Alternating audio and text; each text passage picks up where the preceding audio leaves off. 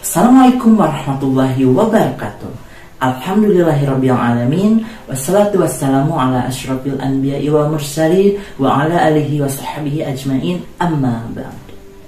Pertama-tama, yang paling utama dan yang harus selalu kita utamakan, marilah kita panjatkan puji kepada Allah yang Maha Tinggi, syukur kepada Allah yang Maha Ghafur. Tak lupa salawat serta salam semoga senantiasa terlimpah curahkan kepada junjungan kita Nabi Muhammad SAW, kepada keluarganya yang mulia, sahabatnya yang setia, dan semoga sampai kepada kita selaku umatnya. Amin ya Allah ya Rabbal Alamin. Pada kesempatan ini saya Njan Junaidi Ramadan dengan NIM 200313033 kelas weekend semester 3 Prodi Manajemen Universitas Muhammadiyah Bandung akan memaparkan materi mengenai zakat.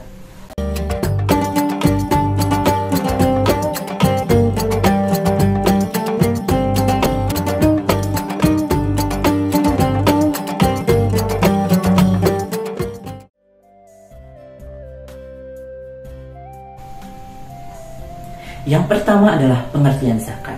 Menurut bahasa, kata zakat berasal dari bahasa Arab zakah yang berarti bersih, suci, subur, berkat, dan berkembang.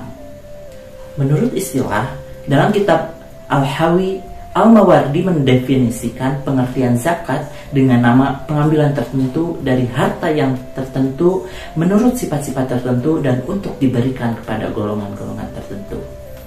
Jadi, zakat adalah sejumlah harta yang wajib dikeluarkan oleh umat muslim dan diberikan kepada golongan yang berhak menerimanya sesuai dengan syarat yang telah ditetapkan.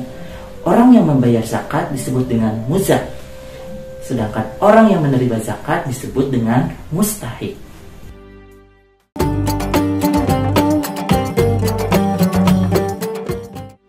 Yang kedua adalah penyebutan zakat di dalam Al-Quran.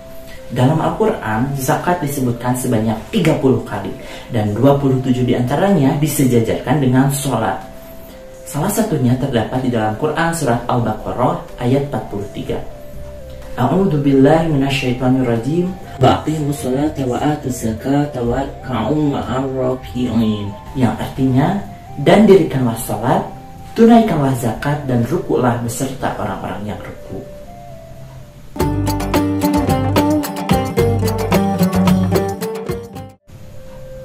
Untuk selanjutnya, yang ketiga adalah hukum zakat. Zakat merupakan salah satu rukun Islam dan menjadi unsur pokok bagi penegakan syariat Islam. Oleh sebab itu, hukum menunaikan zakat adalah wajib bagi setiap muslim dan muslimah yang telah memenuhi syarat-syarat tertentu. Allah Subhanahu wa Ta'ala berfirman di dalam Quran surat Al-Bayyinah ayat 5 yang artinya, padahal mereka tidak disuruh kecuali supaya menyembah Allah dengan memurnikan ketaatan kepadanya dalam menjalankan agama yang lurus, dan supaya mereka mendirikan sholat dan menunaikan zakat. Dan yang demikian itulah agama yang lurus.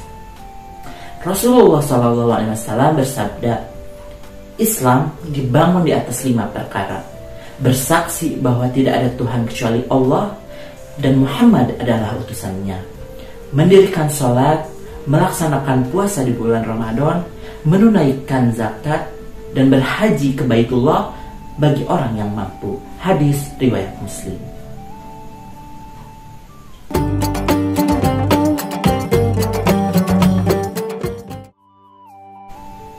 Yang selanjutnya, zakat adalah ibadah. Zakat termasuk dalam kategori ibadah wajib seperti sholat, haji, dan puasa yang telah diatur berdasarkan Al-Quran dan Sunnah. Selain itu, zakat juga merupakan amal sosial kemasyarakatan dan kemanusiaan yang dapat berkembang sesuai dengan perkembangan umat manusia.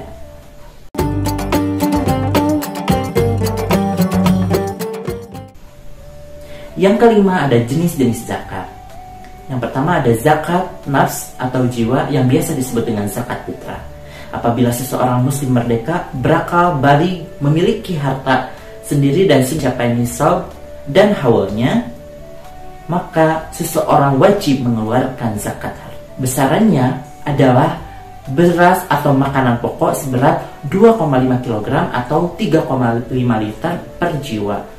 Para ulama, diantaranya Syekh Yusuf Qaradawi, telah membolehkan zakat fitrah ditunaikan dalam bentuk uang yang setara dengan 1 syok gandum, kurma, ataupun beras. Nominal zakat fitrah yang ditunaikan dalam bentuk uang menyesuaikan dengan harga beras yang dikonsumsi.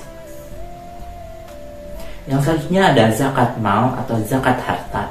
Berbeda dengan zakat fitrah, zakat mal adalah zakat harta yang wajib dikeluarkan seseorang muslim sesuai dengan nisab dan haulnya. Waktu pengeluaran zakat jenis ini tidak dibatasi, jadi bisa dikeluarkan sepanjang tahun ketika syarat zakat terpenuhi. Tidak seperti zakat fitrah yang hanya dikeluarkan ketika bulan Ramadan. Nah, zakat ini yang akhirnya melahirkan banyak sekali jenis zakat, diantaranya zakat penghasilan, perniagaan, pertanian, pertambangan, hasil laut, hasil ternak, hasil temuan, obligasi, tabungan, emas, dan perak, dan lainnya. Masing-masing jenis zakat memiliki perhitungannya masing-masing.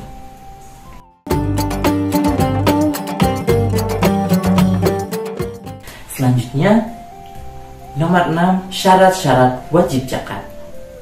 Syarat-syarat wajib zakat diantaranya adalah muslim, berakal, baligh, memiliki harta sendiri, dan sudah mencapai nisab.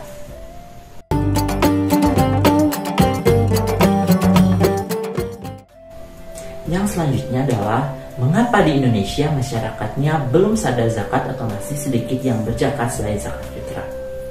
Nah, guru besar pemikiran Islam Universitas Negeri Sunan Gunung Jati Bandung, Habib Muhammad, mengungkapkan hingga kini masih banyak umat muslim yang belum menyadari pentingnya membayar zakat. Menurutnya ada beberapa faktor yang mungkin dapat dijadikan sebagai penyebab, di antaranya yang pertama, tingkat kepercayaan masyarakat yang masih rendah kepada lembaga-lembaga pengelolaan zakat. Akibatnya, masyarakat mengeluarkan zakat langsung kepada mustahiknya. Yang kedua, masih banyak di antara kaum muslimin yang belum mengerti cara menghitung zakat dan kepada siapa zakat dipercayakan untuk disalurkan. Faktor selanjutnya, yakni tidak adanya sanksi apapun bagi orang yang tidak mengeluarkan zakat. Hal inilah yang membedakan dengan pajak yang jika tidak membayar bisa dikenai dengan sanksi.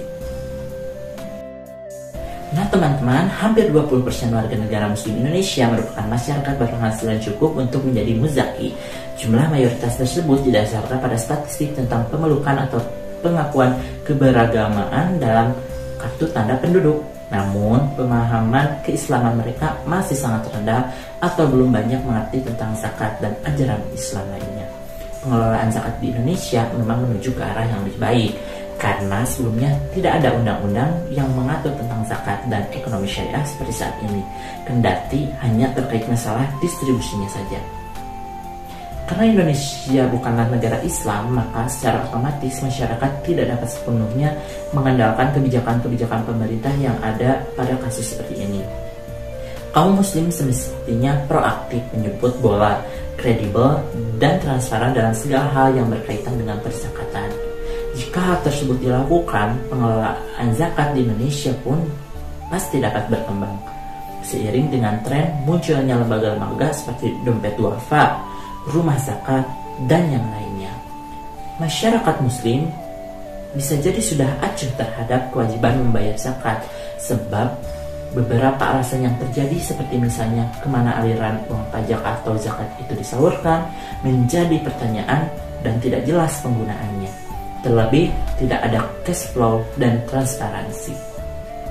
Selain itu, sistem yang digunakan saat ini masih dualistik. Ada zakat dan ada pajak, sehingga masyarakat muslim masih banyak yang mempersoalkan apakah kalau seseorang sudah membayar zakat tidak lagi dikenai pajak ataupun sebaliknya. Inti masalahnya ada pada tingkat pemahaman dan kesadaran masyarakat yang masih rendah. Maka kewajiban para ulama dan cendekiawan mestinya terus mengupayakan agar masyarakat semakin cerdas dan paham tentang kewajiban agama mereka. Nah teman-teman, itu dia penjelasan mengenai zakat. Mohon maaf jika ada kesalahan ataupun kekurangan, dan semoga bermanfaat khususnya bagi saya pribadi dan umumnya bagi kita semua. Saya Jan Junaidi Ramadan, terima kasih telah menonton video ini. Fastabiqul khairat. Assalamualaikum warahmatullahi wabarakatuh.